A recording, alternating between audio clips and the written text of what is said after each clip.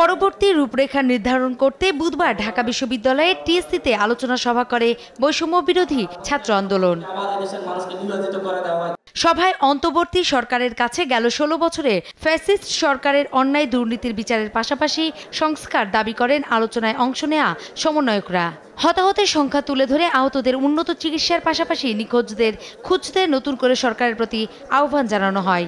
জনগণ যেটা চায় সেটা আগামীর বাংলাদেশ হবে, আর আমরা একটি মিডিয়েটর হব। মিডিয়েটর বলতে বোঝাচ্ছি আমরা জনগণ থেকে কথা শুনবো, এই কথাগুলোকে অ্যাকুমুলেট করে সেটাই সোসাইটিতে বাস্তবায়ন করার জন্য ছুড়ে দিব। আমরা মনে করছি যে বাংলাদেশের মানুষ সেটা বাস্তবায়নে সহযোগিতা করবে।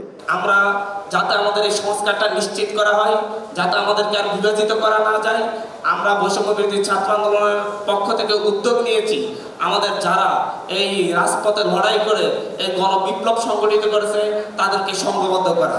ছাত্র আন্দোলনের সমন্বয়ক সার্জিস আলম জানান, যতদিন এ দেশ পুনর্গঠিত না হচ্ছে, সংস্কার না হচ্ছে, জনগণের অধিকার না ফিরছে, ততদিন কাজ করে যাবে ছাত্র সমাজ।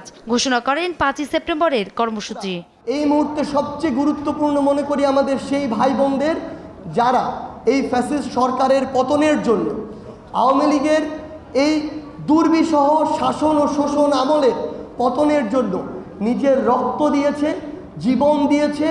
গুলির সামনে আবু সাইদ থেকে শুরু করে আমার হাজারো ভাই যেভাবে বুক পেতে দিয়েছে, একটা গুলি খেয়ে পরের গুলিটি আবার নিজের বুকে নেয়ার জন্য শক্তি নিয়ে দাঁড়িয়ে গিয়েছে। এখন সময় হচ্ছে আমার সেই ভাইদেরকে স্মরণ করা, ধারণ করা। সেই জায়গা থেকে আমরা মনে করি যে আগামীকালকে ৫ই সেপ্টেম্বর পুরো বাংলাদেশে প্রত্যেকটি জেলা, প্রত্যেকটি উপজেলা, প্রত্যেকটি ইউনিয়ন থেকে শুরু করে মহানগরের প্রত্যেকটি সেক্টর যেভাবে এক একটি যুদ্ধের সেক্টর হয়ে উঠেছিল সেই ৫ই আগস্টের দিন কিংবা তার পূর্বের দিনগুলোতে, সেভাবে আগামীকালকে আবারও তাদেরকে স্মরণ করে, তাদের স্মৃতিকে ধারণ করে আমরা আগামীকাল ৫ সেপ্টেম্বর আমাদের ছাত্র জনতার অভ্যুত্থানের ১ মাস পূর্তি উপলক্ষে আমরা একটি শহীদি মার্চ করতে চাই।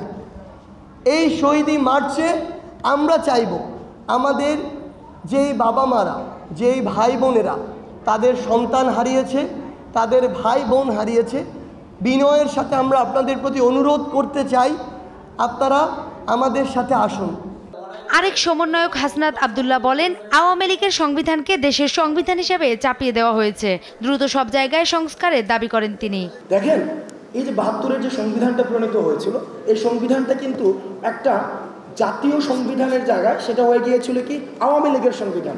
এই আওয়ামী লীগের সংবিধানটা সেখানে হচ্ছে একটা আমরা জাতীয় সংবিধান হিসেবে আমরা মেনে নিয়েছিলাম। আওয়ামী লীগের সংবিধানটাকেই আমরা বাংলাদেশি সংবিধান হিসেবে ধরে নিয়েছিলাম। অর্থাৎ দেখেন, একটা দলের সংবিধানকে যখন একটা দেশের সংবিধান হিসেবে চাপিয়ে দিতে চায়, সেই জায়গাতে হচ্ছে ফেসিবাদের প্রথম বীজটা বপন করে দেওয়া হয়। এবং আমরা জাতি হিসাবে এই যে এত বছর পরেও আমাদের দ্বিতীয় স্বাধীনতার আগ পর্যন্ত কিন্তু আমরা সেই জায়গায় কখনো প্রশ্ন করতে পারিনি। বৈষম্য বিরোধী ছাত্র আন্দোলনে অংশ নেয়া শিক্ষার্থীদের সুসংগঠিত করতে কেউ যেন কোনো অপরাধ না করতে পারে সে লক্ষ্যে সারা দেশে ৬ সেপ্টেম্বর থেকে বিভিন্ন কমিটির মাধ্যমে বিভাগীয় ও জেলা সফর শুরু হবে বলেও ঘোষণা দেওয়া হয় আলোচনা সভায়। এই ক্ষমতাকে প্রশ্ন করার যে স্বাধীনতাটি, সেটি আমরা গণমাধ্যমের মধ্য দিয়ে চর্চাটি দেখতে চাই। নূপুর মাহমুদ, দেশ টিভি, ঢাকা। যে ঋণী করে দিয়ে গেছেন।